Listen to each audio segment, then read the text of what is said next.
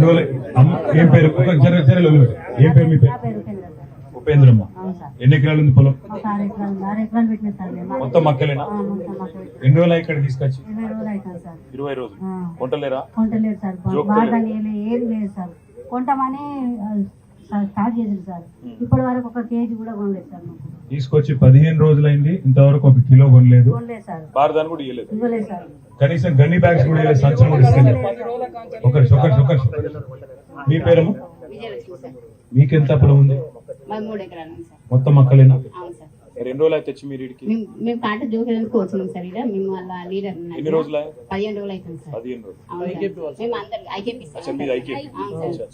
అయితే 15 రోజులు మేము అందరినీ కలెక్టర్ దగ్గర కూడా పోయి వచ్చినాం సార్ కలెక్టర్ అంటూ అమ్మ చూద్దాం 10 రోజులు టైం ఉంది 10 రోజులు టైం ఇస్తున్నాం తర్వాత చెప్తాం సార్ మీ పైకి పంపిస్తున్నాము వాళ్ళతో మాట్లాడినాక చెప్తామంటున్నాం 10 రోజుల వరకు వర్షాలు పడితే ఇబ్బంది పడుతుంది కదా అని రైతులందరూ అంటున్నారు సార్ అందుకోసమే మీరు వస్తుంది కదా మీకు చెప్పుకుందామని మేమందరం రైతులందరం మీరు ఆగినాం సార్ ఈ సార్ మీ పేరేందు నాగరా ఎన్ని ఎకరాలు ఉంది పొలము 5 ఎకరాలు మొత్తం మొక్కజొన్న వేసిందా ఎన్ని రోజులు అయితే తెచ్చిడికి 20 రోజులు ఏమంటారు మరి అధికారులు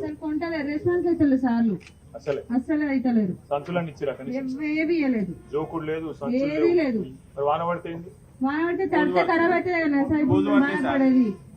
దేవుని మొక్కలు తప్ప వేరే లాభం మరి ఎవరు సార్ రెస్పాన్స్ అయితే లేరు ఏబిఎం సార్ అయితే లేడు సిసి సార్ అయితే లేడు ఎవరు బాధారి కావాలని ఎంత తిరిగినా కానీ ఎవరు ఇస్తలేరు తర్వాత మీకు రైతు బంధు పడ్డదా పర్లేదు సార్ అసలు 1 ఎకరం కూడా పడ్డదా 1 ఎకరానికి పడ్డాయి ఎంత పడ్డది 6,000 పడ్డాయి అంతే తర్వాత మీకు ఏది పడలేదు రైతు రుణమాఫీ కూడా అయితే లేవు రుణమాఫీ కూడా కాదు మీకు ఎన్ని ఎకరాలు ఉందన్నారు 5 ఎకరాలు 5 ఎకరాలు అసలు రుణమాఫీ కూడా కాదు 2 లక్షల మందం కాలేదా పక్కా ఊర్లో అందరి పరిస్థితినా లేక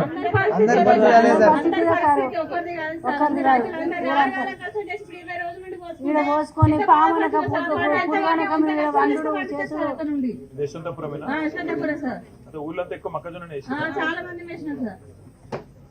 ఇది పరిస్థితి నాగరాణి మాట్లాడింది మీరు విన్నారు ఉపేంద్రమ్మ మాట్లాడింది మీరు విన్నారు అమ్మాయి పేరు విజయలక్ష్మి గారు మాట్లాడింది మీరు విన్నారు మీరు ఎవరు మాట్లాడినా గదే కథ కొత్తదేం లేదు మా ఎమ్మెల్యే పల్లా రాజేశ్వరరెడ్డి గారు అడిగితే ఇప్పుడే మార్క్ఫెడ్ ఎండి శ్రీనివాస్ రెడ్డి గారితో కూడా నేను మాట్లాడినా ఇవాళ రాష్ట్ర ప్రభుత్వాన్ని ముఖ్యమంత్రి రేవంత్ రెడ్డిని మేము అడిగేది ఒకటే వరంగల్ వేదికగా జనగామలోని యశ్వంతాపూర్ వేదికగా మేము అడిగేది ఒకటే రాష్ట్రంలో దగ్గర 14 లక్షల ఎకరాల్లో మొక్కజొన్న పండించింది 14 లక్షల ఎకరాల్లో ఇవాళ వచ్చిన మరి విత్తనాలు కానీ ఇంకోటి కానీ దానివల్ల దిగుబడి కూడా బ్రహ్మాండంగా వచ్చింది ఒక్కొక్క రైతు దగ్గర 40 క్వింటాలు పండించిన పరిస్థితి 1 ఎకరానికి కానీ ప్రభుత్వం ఏమంటున్నది ఈ రోజు వరకు ప్రభుత్వానికి 14 లక్షల ఎకరాల్లో పంట పండితే పంటలు కొనే ప్రణాళిక కూడా లేదు మార్క్ఫెడ్ ఎండి గారు చెప్తా ఉన్నారు ఇప్పటికి మేము 6 లక్షల క్వింటాలు కొన్నామన్నాడు కానీ వాస్తవం ఏంటి అంటే రాష్ట్రం మొత్తంలో పండింది దగ్గర 45 లక్షల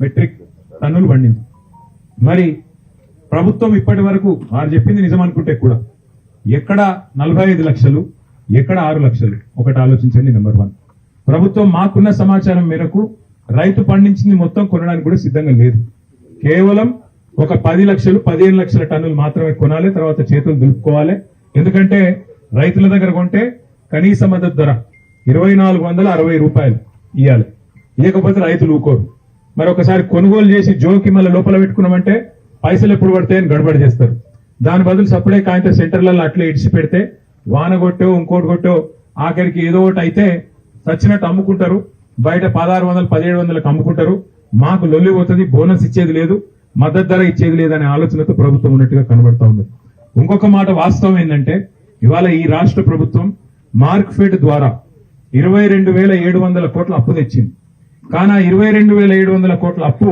వీళ్ళు సివిల్ సప్లైస్ కార్పొరేషన్ లో చేసిన స్కామ్ వల్ల ఈడికెళ్లి పైసలు అటుమలుపుతాను ఏదైతే వరి కొనుగోళ్లకు సివిల్ సప్లైస్ కార్పొరేషన్ అనే సంస్థ ఉంటుందో మార్క్ఫెడ్ ఏమో మొక్కజొన్నలు కొంటది సివిల్ సప్లైస్ కార్పొరేషన్ ఏమో వరి కొనాలి వడ్లు కొనాలి కానీ ఇలా పరిస్థితి ఏంది ఆ సివిల్ సప్లైస్ కార్పొరేషన్ లో కుంభకోణం చేసింది రేవంత్ రెడ్డి ప్రభుత్వం చేసినందుకు మార్కెట్ల ఆ సంస్థకి ఎవరు అప్పిస్తలేరు 1,60,000 కోట్ల అప్పు ఉంది కాబట్టి మీకు మేము మళ్ళా పైసలు ఇయ్యం అని చెప్పి చేతులు ఎత్తేసింది మరి ఏం చేయాలి వడ్లు పండించిన వాళ్ళు ఎక్కువ ఉన్నారు కాబట్టి మార్క్ఫెడ్ ద్వారా పైసలు తీసుకొని లోన్ తీసుకొని ఈ పైసలు అటుమలిపి మొత్తానికి ఏదో కొన్ని రోజులు టైం పాస్ చేద్దామనే ఆలోచనలో ప్రభుత్వం ఉన్నది నేను చెప్పేది తప్పైతే వ్యవసాయ శాఖ మంత్రి గాని రాష్ట్ర ప్రభుత్వంలో ఉన్న బాధ్యత గల మంత్రులు కానీ నేను చెప్పింది తప్పని రుజువు చేయాలని చెప్పి నేను సవాల్ చేస్తున్నా.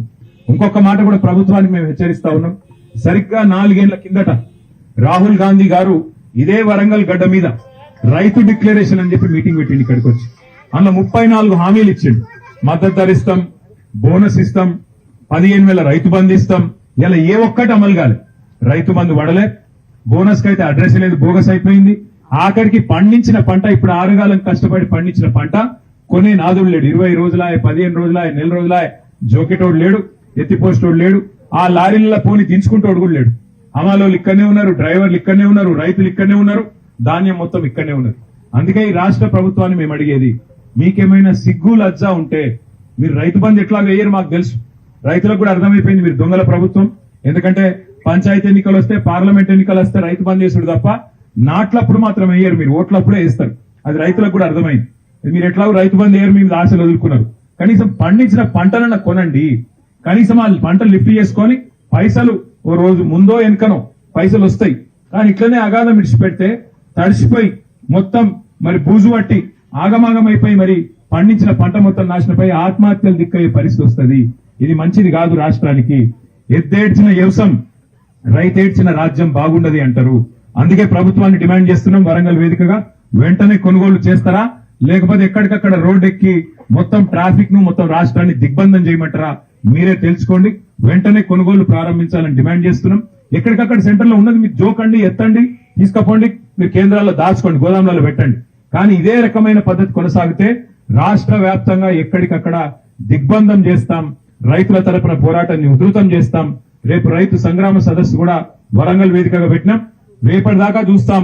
మీరు కనుక ముందుకు రాకపోతే ఎల్లుండి నుంచి మా పోరాటాన్ని మొదలు పెడతామని చెప్పి కూడా తెలియజేస్తూ, రైతులకు కూడా నేను ప్రార్థించేది ఒకటే, ఈ ప్రభుత్వం మీకు సంచులు ఇయ్యది, శృతులు ఇయ్యది, ఆఖరికి వాన పడితే కప్పుకుంటందుకు టార్పాలింగ్ కూడా ఇయ్యది. ఇక మనమే దేవునికి మొక్కాలి, మనమే తెచ్చుకోవాలి, మనం పండించిన పంటను మనమే కాపాడుకోవాలి. కానీ తప్పకుండా మీ తరఫున కొట్లాడుతందుకు కేసీఆర్ సార్ ఉన్నాడు, ఇక్కడ జనగామలో పల్లరాజేశ్వర రెడ్డి సార్ ఉన్నాడు. అందరం కలిసి రోడ్డెక్కుతాం, అందరం కలిసి మీకోసం కొట్లాడతాం.